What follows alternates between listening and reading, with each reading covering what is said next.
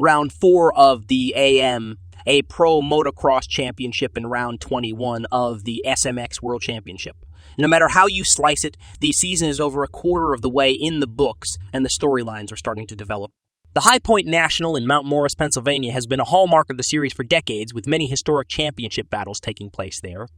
Back in 2006, James Stewart and Ricky Carmichael fought tooth and nail until JS7K, an hellacious crap. Anyways, here's 5 things you might see at High Point this weekend. 1. The boys are back in town. Ken Roxon and Phil Nicoletti check back into the 450 class, which may bring more of a sense of normalcy to the top 10 of that class. Not that we don't love seeing privateers driving the factory boys insane. The insertion of a former AMA 450 champion and a podium finisher in Nicoletti will make the depth of talent in the 450 class more robust. I don't think you can guarantee all 3 automatically in the top 10, but you just might see the pace at the front turn up a notch. 2. The wood. A feature as odd as it is iconic, the white-painted stack of wood that serves as a barrier in one particular corner actually went away for a little over a decade last year. The wood was back and here to stay. Years back, the feature was one single stack that racers would pivot off of, but in its new iteration is more of a wood barrier around the outside of the berm, which admittedly is more for show nowadays than a feature that the racers use to get turned around. This falls in the category of things you'll definitely see at High Point, but let's not let facts get in the way of the word count of this article. 3. Ruts and square edges. When it comes to hardpack, square-edged bumps are guaranteed, but it always comes down to how much moisture is in the soil prior to the race haulers rolling onto the premises.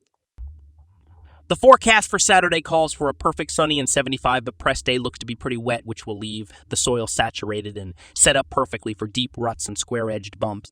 If that seemed to play into the hands of a privateer setup in Colorado, then expect more of the same at High Point. 4. Battle of the Premix. Matt Burkien and Jared Lesher are both on the entry list and set to do battle. Both two-stroke superheroes will put their Yamaha is to 150s to the test, and I honestly don't know who I'd give the edge to in sport. Both Burkien and Lesher grew up on the East Coast, so neither guy will look like a fish out of water. If these two end up in a battle or even riding together in qualifying, I can guarantee a great reaction from the crowd. They mix gas. They haul ass. Keep your eyes on the 820 and She 412 in your program.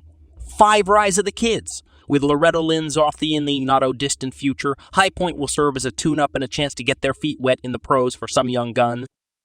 Matty Jorgensen 250 class and Auden Shiv 450 class are both racing this weekend. Youth, talented and pressure-free, I would not be surprised to see one of these youngsters get a good start and get a feel for race pace at a national.